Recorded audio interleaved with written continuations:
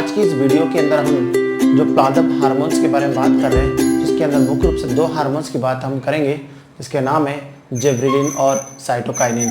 तो सबसे पहले अपन देखते हैं जिबरेलिन नामक जो पादप हार्मोन है, जो एक वृद्धि कारक हार्मोन है।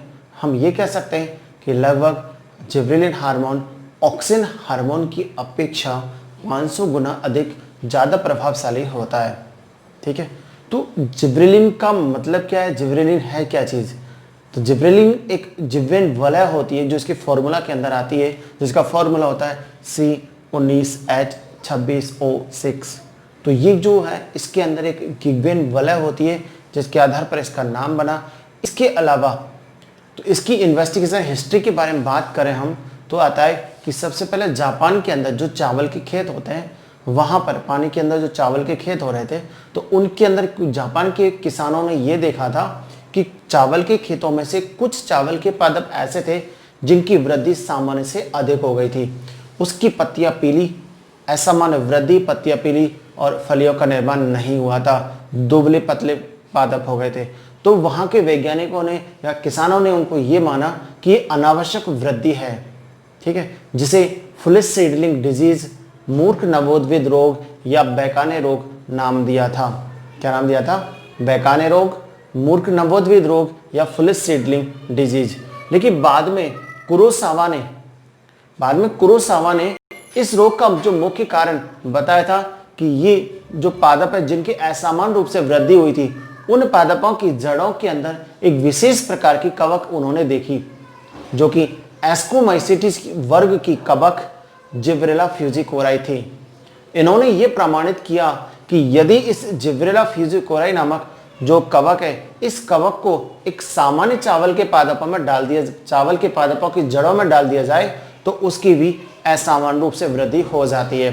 तो उन्होंने ये प्रमाणित कर दिया कि जिब्रेलिन फ्यूजिकोराई नामक जो कवक है, इस कवक के कारण ही इस पादप की असामान्य रूप से वृद्धि हुई है। ठीक है, बाद में याबूत और हयासी ने इस कवक से ऐसे वृद्धि प्रेरक हार्मोन की खोज की, इसको पृथक किया और नाम रखा था जिब्रेलिन।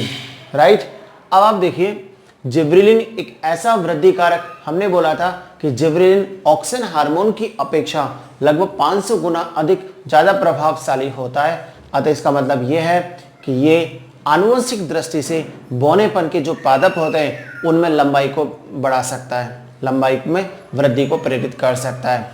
ठीक है, ब्रियन ने, जो साइंटिस्ट था, इन्होंने बताया था कि जिब्रेलिन के अंदर एक एसिड होता है जिसे नाम दिया था जिब्रेलिक अम्ल, Ga। आज तक, वर्तमान तक जिब्रेलिन की लगभग 100 वैरायटी प्राप्त कर चुके हैं। तो हम लिख सकते हैं इसको Ga फर्स्ट से लेकर के Ga100 तक जिब्रेलिक अम्लों की खोज की जा चुकी है, जिनमें से सबसे नंबर जो मुख्य होता है वो Ga फर्स्ट और Ga20 होता है। ठीक है, अब इसके कार्यों की अपन यदि बात करें कि जिब्रेलिन के मुख्य कार्य, तो फर्स्ट कार्य जो होता है इसका यह है कि ये आनुवंशिक दृष्टि से जो बौनेपन है, पादपों में जो बौनेपन होता है, उसको ये वृद्धि को प्रेरित कर सकता है, जैसे कि मटर, अरहर आदि। ठीक है, इसके अलावा जो गन्ना होता है, ठीक है, गन्ने के अंदर नोड और इंटरनोड दोनों होती है। तो गन्ने की जो पर्व होती है जिसमें शर्करा की मात्रा उपस्थित होती है, यदि अपन जिब्रेलिन हार्मोन का उपयोग करें तो पर्वों की लंबाई में वृद्धि की जा सकती है, जिससे ज़्यादा से ज़्यादा शर्करा की मात्रा प्राप्त हो सकती है।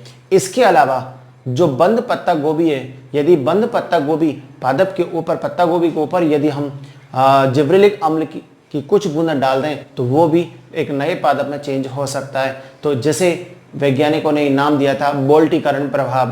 एग्जाम के अंदर अधिकांश इस क्वेश्चन को पूछा जाता है, ठीक है, कि बोल्टीकरण प्रभाव क्या होता है, जिसमें आता है गन्ना और पत्ता, गन्ने में पर्व की लंबाई को बढ़ाया जा सकता है जिससे शर्करा की अधिक से अधिक मात्रा प्राप्त होती है, जबकि पत्ता गोभी में एक नए पादप में उसको डेवलप कर सकते हैं।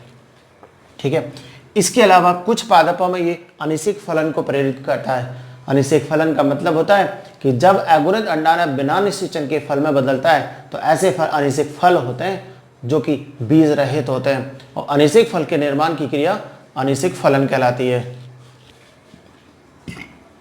अब एक मुख्य बिंदु आता है कि बीजांकुरण को प्रेरित करने में ये जो जिब्रेलिन हार्मोन है बीजों के अंदर अल्फा एमाइलेज, प्रोटीएज और लाइपेज एंजाइमों को सक्रिय करता है।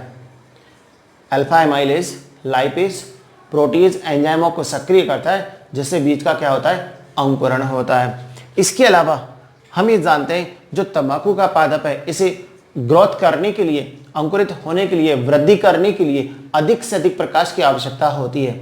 यदि हम जिब्रेलिन हार्मोन द्वारा उपचारित किए गए तंबाकू के बीजों को अंकुरित करने के लिए प्रेरित करें तो ये प्रकाश की अनुपस्थिति में भी, अर्थात शीत प्रदेशों में भी यह आसानी से वृद्धि कर सकता है।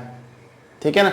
जबकि तंबाकू को सामान्य रूप से तंबाकू को उगने के लिए, ग्रोथ करने के लिए अधिक प्रकाश की आवश्यकता होती है, लेकिन जो शीत प्रदेश होते हैं वहां पर तंबाकू की खेती नहीं की जा सकती।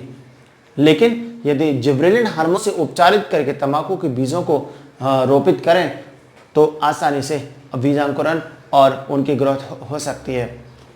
ठीक है, तो ये मुख्य रूप से क्या था हमारा जिब्रेलिन हार्मोन। इसके अलावा बात करें अपन साइटोकाइनिन हार्मोन की।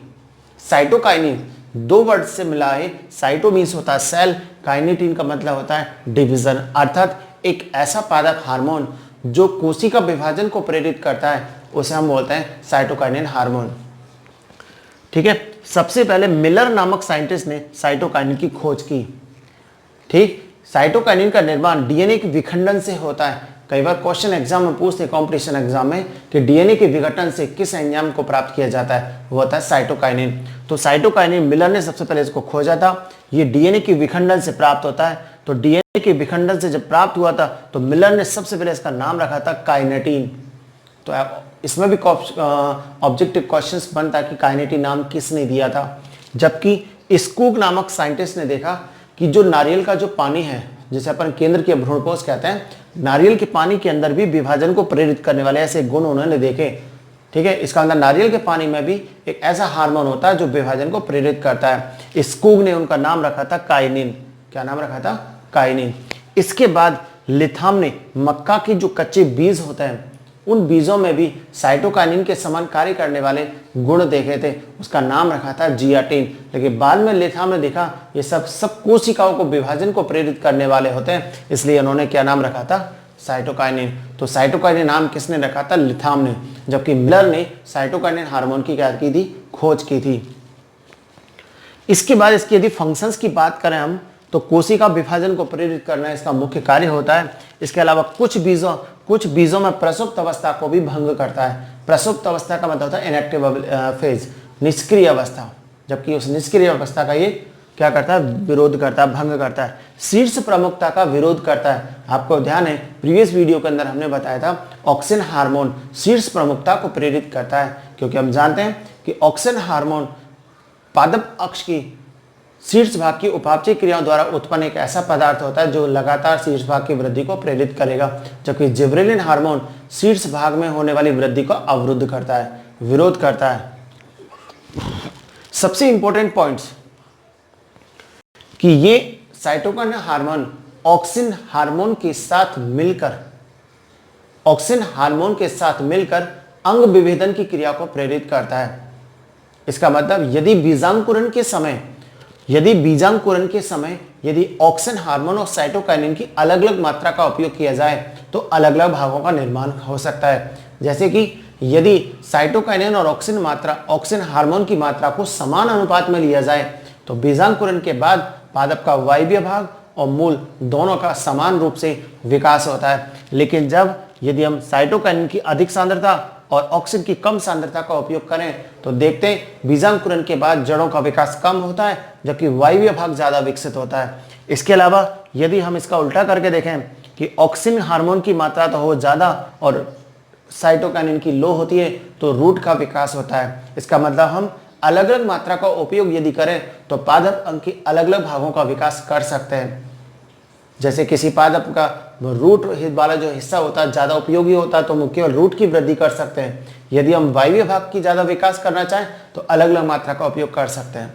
ठीक है, तो इसका उपयोग हम आसानी से किया जा सकता है। तो ये हमारा जो मेन टॉपिक था आज की वीडियो के अंदर, पादप हार्मोन, जिसमें जिब्रेलिन और साइटोकाइनिन आते हैं। नेक्स्ट वीडियो के अंदर इसके नेक्स्ट पादप हार्मोन्स की हम बात करेंगे।